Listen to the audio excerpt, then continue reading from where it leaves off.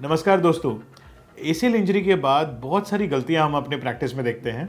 अगर आप इस वीडियो को एंड तक देखेंगे तो आप जान जाएंगे कौन कौन सी चीज़ें हमें नहीं करनी होती है एसीएल इंजरी के बाद। दोस्तों, जैसे मैं पहले बता चुका हूं आपको कई वीडियोस में कि एसीएल इंजरी जो होती है वो एक लिगामेंट इंजरी होती है घुटने के अंदर, जिसके अंदर घुटने की जो एक लिगामेंट होती है इंपॉर्टेंट एंटीरियर क्रूशिएट लिगामेंट, वो टूट जाती है। दोस्तों, इस इंजरी का जो कॉमन लक्षण होते हैं वो होते हैं नी के अंदर स्वेलिंग, नी के अंदर ब्लीडिंग और इंस्टेबिलिटी या चलने में लचक आना। हम देखते हैं जो मैं गलतियां बताने वाला हूं, मैक्सिमम पेशेंट ये गलतियां करते हैं। तो इस वीडियो से आप जान जाएंगे कि क्या नहीं करना है एसीएल इंजरी के बाद। जो पहली गलती जो लोग करते हैं वो होता है मालिश करना या जो स्वेलिंग है उस पर देसी इलाज करना। दोस्तों, एसीएल जब भी टूटता है घुटने के अंदर तो घुटने के अंदर ब्लीडिंग होती है, उसे कहते हैं हेमार्थ्रोसिस।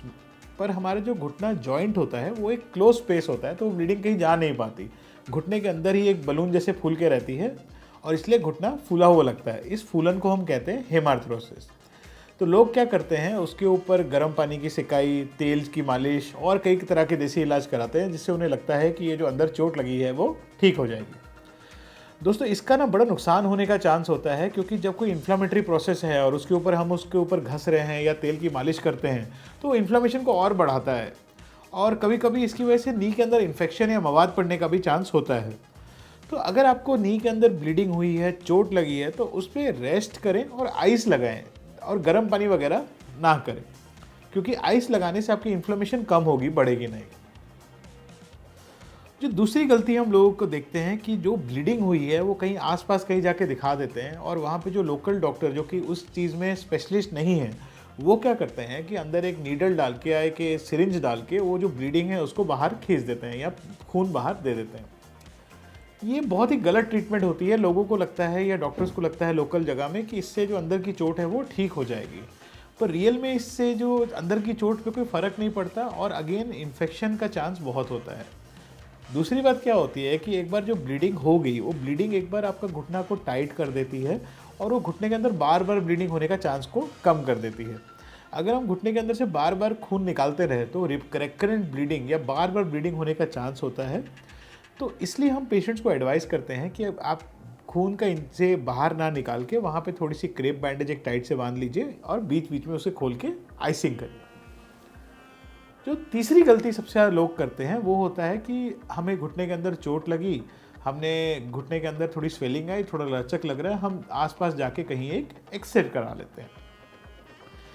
आम में हम देखते हैं कि जो एक्सरे जो कराया जाता है वो एक्सरे हमेशा नॉर्मल ही आता है। एक्सरे नॉर्मल क्यों आता है? क्योंकि जो आइसोलेटेड एसीएल इंजरी, जहाँ पे सिर्फ एसीएल की लिगामेंट टूटी है, उसके साथ में कोई बोनी इंजरी नहीं हुई है, उसके अंदर एक्सरे में कोई फाइंडिंग दिखाई ही नहीं देती। क्यों? क्योंकि लिगामेंट कभी भी एक्सरे के अंदर नहीं दिखती। तो लोग जाते हैं आसपास कोई लोकल डॉक्टर को दिखाने के लिए, डॉक्टर उन्हें कहते हैं कि एक्सरे ठीक है और लोगों को लगता है कि हमारा एक्सरे ठीक है तो हमें कुछ नहीं हुआ और अपनी लाइफ में दिनचर्या में वापस चले जाते हैं। इससे नुकसान ये होता है कि उनकी इंजरी अनडिटेक्टेड रहती है और घुटने के अंदर लचक कंटिन्यू रहती है और उसके साथ साथ घुटने के अंदर जो आर्थराइटिस और लॉन्ग टर्म डीजनरेशन का इफेक्ट रह जाता है। मैं बहुत कॉमनली देखता हूँ प्रैक्टिस के अंदर कि मेरे पास एक 45-50 ईयर लोग का इंसान आता है और वो आके मुझे कहते हैं कि हमारे घुटने के अंदर बड़ी प्रॉब्लम है, ज़रा इस घुटने को देखिए। जब उस घुटने को देखा जाता है तो उसके अंदर नी के अंदर काफ़ी सीवियर आर्थराइटिस या कि ग्रेड 4 आर्थराइटिस हुई होती है।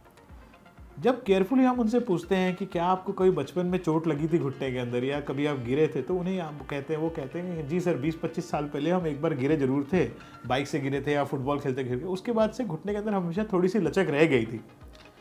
वही लचक थी एसीएल टेयर और वही लचक की वजह से उनका घुटना 20 साल के अंदर घिस गया।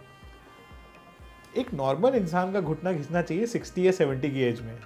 40 या 50 में घिसने का जो मेन रीज़न होता है वो है अनडिटेक्टेड लिगामेंट इंजरी, या कि आपको बचपन में कोई इंजरी हुई जो कभी डिटेक्ट ही नहीं हुई। तो दोस्तों, अगर आपको कोई सिग्निफिकेंट इंजरी हुई है, चोट लगी है और घुटने के अंदर लचक हुई, ब्लीडिंग हुई, तो हमेशा घुटने की एमआरआई करा लेनी चाहिए। एमआरआई जो होती है आज के टाइम में हमारे उड़ीसा में या इंडिया में हर जगह बहुत कॉमनली हो जाती है और बहुत ही आसानी से हो जाती है। एमआरआई का लोगों को लगता है कोई साइड इफेक्ट होगा, एमआरआई का कोई साइड इफेक्ट भी नहीं होता। तो आप बस एक एमआरआई करवा लीजिए, उसके अंदर पूरा दूध का दूध पानी का पानी हो जाता है कि क्या लगा है क्या नहीं। अगर कोई चोट नहीं है तो अच्छी बात है, हम अपना बस अपनी लाइफ में वापस जाएंगे, थोड़ी बहुत मेडिसिन खा के ठीक हो जाएंगे। बट अगर चोट लगी है तो उसको उस तरह से ट्रीटमेंट करना चाहिए जो मेडिकली ठीक है। जो अगली गलती होती है डॉक्टर, जो हम बहुत कॉमनली देखते हैं हमारी प्रैक्टिस के अंदर, कि एक बार जब घुटने पे चोट लग गई तो जो लोकल डॉक्टर्स होते हैं उनके पास लोग जाते हैं तो उन्हें वो प्लास्टर लगा देते हैं या स्लैब लगा देते हैं, जिसे हम हाफ प्लास्टर कहते हैं, और कहते हैं कि घुटने के अंदर चोट लगी है, इस घुटने को रेस्ट दीजिए, और घुटने को 2 या 3 हफ्ते तक प्लास्टर लगा के पूरा सीधा डंडे जैसा कर देते हैं। एक्चुअल में ये जो है मेडिकली बिल्कुल गलत हो जाता है। क्यों गलत होता है? क्योंकि जो लिगामेंट इंजरी के बाद घुटने का बेंडिंग वगैरह में कोई रिस्ट्रिक्शन की ज़रूरत नहीं होती है। ये जो घुटने पे प्लास्टर लग जाता है, ये प्लास्टर क्या करता है कि आपके घुटने को एकदम एक डिफॉर्मिटी कर देता है, मतलब एकदम फिक्स कर देता है एक जगह में, जिसे हम कहते हैं फिक्स फ्लेक्शन डिफॉर्मिटी या आपकी स्ट्रेट घुटना। अब इस जो डिफॉर्मिटी को ठीक करने के लिए हमें कई बार कई दिन तक फिजियोथेरेपी करनी पड़ती है, उसके बाद ही हम पेशेंट का ऑपरेशन कर पाते हैं। जो दूसरी चीज़ ये करता है ख़राब, वो ये करता है कि जो हमारे कॉर्डिसेप्स या जो हमारे नी के मसल है उसकी वेस्टिंग करता है, मतलब आपके मसल को वीक कर देता है। इतना वीक कर देता है कि वो मसल को, जो आपकी एसीएल की रिकवरी है, उसे भी स्लो कर देता है। तो अगर आपको एसीएल इंजरी हुई है या डिटेक्टेड एसीएल इंजरी है या सस्पेक्टेड भी है, तो प्लास्टर के लिए कभी हाँ मत बोलिए, आप एक नी ब्रेस ले लीजिए। अब दोस्तों कई लोग आते हैं नी ब्रेस और नी कैप में कन्फ्यूजन लेके। नी कैप जो होती है वो आमतौर एक कपड़े का एक छोटा सा कैप होता है, वो उसे नी ब्रेस नहीं कहते। नी ब्रेस जो होता है वो एक पूरा आपके हिप से लेके एंकल तक एक ब्रेस आता है, उसे नी ब्रेस कहा जाता है। वो आप अपने साइज़ का पहनिए, चलते समय उसे पहनिए, पर जब आप बेड पे बैठे हैं या चेयर पे बैठे उसे खोल के नी को पूरा बेंड करिए, पूरा सीधा करिए। नी को जब आप पूरा सीधा और पूरा बेंड करते हैं, 0 to 120 degree range of motion लेके आते हैं, तो एसीएल की सर्जरी एक तो करना पॉसिबल होता है, और सेकंड जो आपकी जो रिजल्ट है बहुत अच्छे होते हैं। अगर हम इनएडिक्वेट या कम रेंज ऑफ मोशन के अंदर हम अगर एसीएल की सर्जरी कर देते हैं तो बड़ी दिक्कत हो जाती है, क्योंकि एसीएल सर्जरी के बाद फिर रिजल्ट आना बड़ा मुश्किल हो जाता है। ऐसे लोगों को कई बार 2-3 बार सर्जरी करने की ज़रूरत पड़ती है बिकॉज ऑफ आर्थ्रोफाइब्रोसिस या फिर नी का बेंड नहीं करना। अगली गलती जो लोग करते हैं कि मुझे डॉक्टर ने कह दिया है अब रेस्ट करना है, अब मुझे घुटना बिल्कुल नहीं चलाना, चलना फिरना नहीं है, घर के अंदर बैठना है, बिल्कुल कुछ नहीं करना है, अब 15-20 दिन बाद देखेंगे। तो दोस्तों ये भी गलत है। जैसे मैंने स्लैब के बारे में बताया कि जैसे स्लैब आपके मसल की वीकनेस कर देता है, वेस्टिंग करता है, वैसे ही अगर आप बेड पे बैठे रहे और चले फिरे नहीं, आप लेटे रहे और एक्सरसाइज नहीं की, तो एक्सरसाइज नहीं करने से आपकी एक तो मस्कुलर वेस्टिंग होगी, और दूसरा आपकी जो रेंज ऑफ मोशन एक्सरसाइज नहीं होगी, आपकी सर्जरी भी डिले होगी। तो दोस्तों हम जो एक्सरसाइज एडवाइस करते हैं उसे भी कहते हैं क्लोज चेन एक्सरसाइज, मतलब आप असिस्टेड एक्सरसाइज करिए, जिसके अंदर हम ग्रेविटी की हेल्प से या अपने दूसरे पैर की हेल्प से या किसी फिजियोथेरेपिस्ट की हेल्प लेके अपने घुटने को सीधा 0 डिग्री मतलब पूरा सीधा से 120 डिग्री मतलब पूरा जितना घुटना बेंड हो सकता है उतना खुद से कर पाए। वीक होने से अच्छा है एक्सरसाइज करके अपने मसल को मेंटेन करें, जिसे हम प्री हैबिलिटेशन कहते हैं, यानी कि सर्जरी से पहले का हैबिलिटेशन, यानी कि उससे पहले की एक्सरसाइज। सर्जरी के बाद की जो एक्सरसाइज होती है उसे हम पोस्ट ऑपरेटिव रिहैबिलिटेशन करते हैं। बट जिन लोगों का प्री ऑपरेटिव हैबिलिटेशन अच्छा था, मतलब जिनका मूवमेंट अच्छी थी, उनका रिकवरी रेट ऑलवेज बेटर होता है जिनका स्टिफ नी से।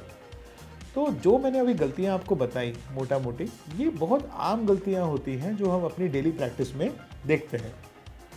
अगर आप सतर्क होकर अपनी इंजरी को डिटेक्ट कर पाते हैं या आप एक स्पेशलिस्ट को दिखा पाते हैं, वो आपको वैसे भी गाइड करेंगे ये सब करने के लिए। पर कई बार लोग छोटी जगहों में रहते हैं जहाँ पे उनके पास ये फैसिलिटी नहीं होती, तो उनके लिए हम ये वीडियो बनाना चाहते थे। दोस्तों एसीएल की श्रृंखला में हम ऐसे बहुत सारी और वीडियोस बनाते रहेंगे।